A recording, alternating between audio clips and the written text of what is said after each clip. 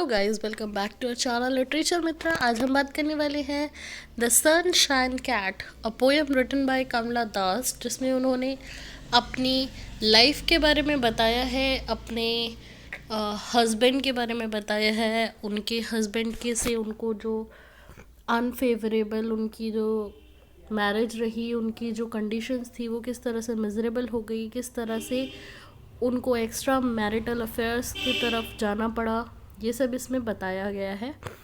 तो आपके जो एग्ज़ाम है उसमें 4 लाइन्स या 2 लाइन्स आएंगी और वो लाइन आपको रेफरेंस टू कॉन्टेक्स्ट में आती हैं, तो आपको आइडेंटिफाई करनी होती है कि कौन सी लाइन्स हैं, क्या है।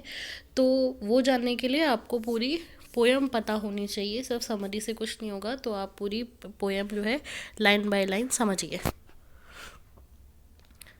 They did this to her, the men who knew her, the man she loved, who loved her not enough, being selfish and a coward. The husband who neither loved nor used her, but was a ruthless watcher. And the band of cynics she turned to, clinging to their chest, where new hair sprouted like great winged moths, burying her face into their smells and their young lust to forget, and they said each of them, I do not love, I cannot love, it is not in my nature to love, but I can be kind to you.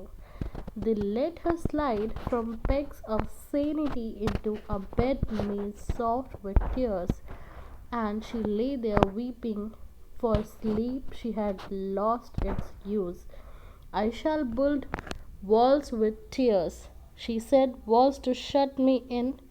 Her husband shut her in every morning, locked her in a room of books with streak of sunshine lying near the door like a yellow cat, to keep her company. But soon winter came, and one day, while locking her in, he noticed that the cat of sunshine was only a line, a half thin line, and in the evening, when he returned to take her out, she was a cool and half dead woman, now of no use at all to men.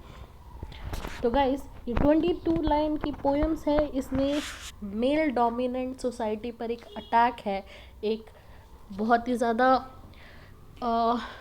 कहा है कि जो male dominant society है वो बहुत ही ज़्यादा गलत करती है फीमेल्स के साथ। कैसे? वो ये कहती हैं कि मेल्स जो हैं वो फीमेल्स को सिर्फ एक ऑब्जेक्ट ऑफ लस्ट की तरह ट्रीट करते हैं, वो उनसे कभी भी प्यार नहीं करते, वो लव नहीं करते। बहुत ही कम लोग हैं जो लव करते हैं, इमोशनली स्पिरिचुअली लव करते हैं।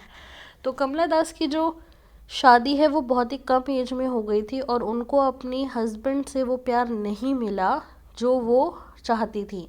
उनका जो हस्बैंड था वो जो था वो एक क्या था, यहाँ पे देखिए लिखा हुआ है, being selfish and a coward. वो जो आदमी था, यहाँ पे उनके हस्बैंड की ही बात कर रही है, वो एक कावर्ड और एक सेल्फिश आदमी था।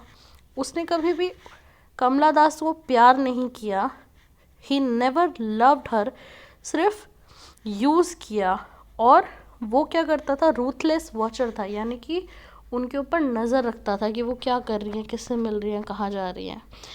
And the band of scenic she turn to, यानी कि यहाँ पे बोला है कि जहाँ पर वो प्यार ढूंढने के लिए गई, यानी कि यहाँ पे एक्स्ट्रा मैरिटल अफेयर्स के बारे में बात हो रही है, वो भी जो है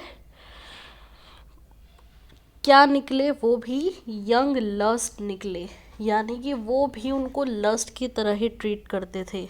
और वो कहती हैं कि वो सब कहते थे कि भाई हम प्यार नहीं करते, I do not love, I can not love, it is not in my nature to love. तो उन्हें जिन भी लवर्स की तरफ वो बढ़ी, जहाँ पे भी उन्हें दरवाज़ा उन्होंने खटखटाया प्यार के लिए, वहाँ पे भी उन्हें प्यार नहीं मिला, बल्कि क्या मिला, लस्ट मिला।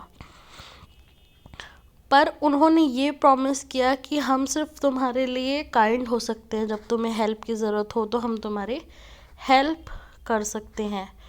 पर उनके लिए वो सब किसी काम का नहीं था और वो उनको प्यार नहीं मिला, उन्हें फाइनली रियलाइज़ हो गया कि all man are the same, ये सब लस्ट के भूखे होते हैं, इनको किसी से भी कोई स्पिरिचुअल प्यार नहीं हो सकता।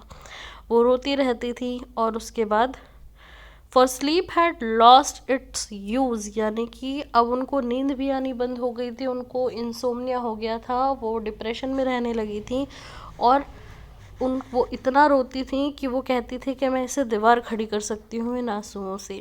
और उसके बाद her husband shut her in every morning, finally उनके हस्बैंड को भी उनके एक्स्ट्रा मैरिटल अफेयर्स के बारे में पता लग गया और वो उन्हें कमरे में बंद करके अपने काम पर रोज जाया करते थे और रात में उन्हें खोला करते थे। वो पूरे दिन अकेली पड़ी रहती थी एक रूम में with a streak of sunshine lying near the door like a yellow cat to keep her company।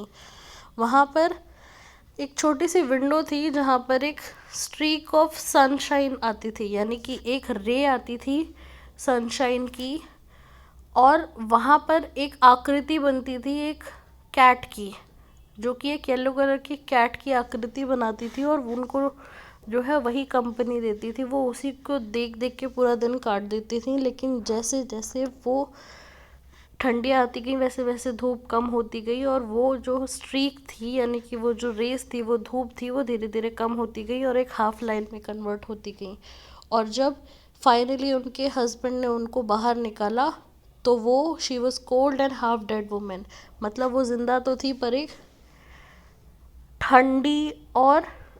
ठंडी यानी कि लाइफलेस और एक डेड वुमेन की तरह हो गई थी और जिसका मैन को कोई यूज़ नहीं था। यहाँ पे इन्होंने एक बहुत बड़ी बात कही है कि जब लाइफलेस हो जाती है, बूढ़ी हो जाती है, एज हो जाती है और डिप्रेस्ड होती है वुमेन, तो वो भी वुमेन जो है वो किसी मेल के काम नहीं आती, वो भी लस्ट अपनी फुलफिल नहीं कर सकते। यहाँ पे उन्होंने ये ऑटोबायोग्राफिकल इनकी वर्क है और इसमें उन्होंने बताया है कि किस तरह से इन्होंने खुलेआम अपने एक्स्ट्रा मैरिटल अफेयर्स को भी एक्सेप्ट किया है और ये भी बताया है कि वहाँ पे भी इनको कोई फ्रूट नहीं मिला, यानी कि कोई खुशी उनको वहाँ पे भी नहीं मिली। तो ये थी इस पूरी पोएम की समरी। अगर आपको इसमें कोई भी प्रॉब्लम है, किसी वर्ड में कोई भी प्रॉब्लम है, तो आप मुझे पूछ सकते हैं। Thank you guys for watching this video. If you like this video, hit the like button, keep sharing and do subscribe.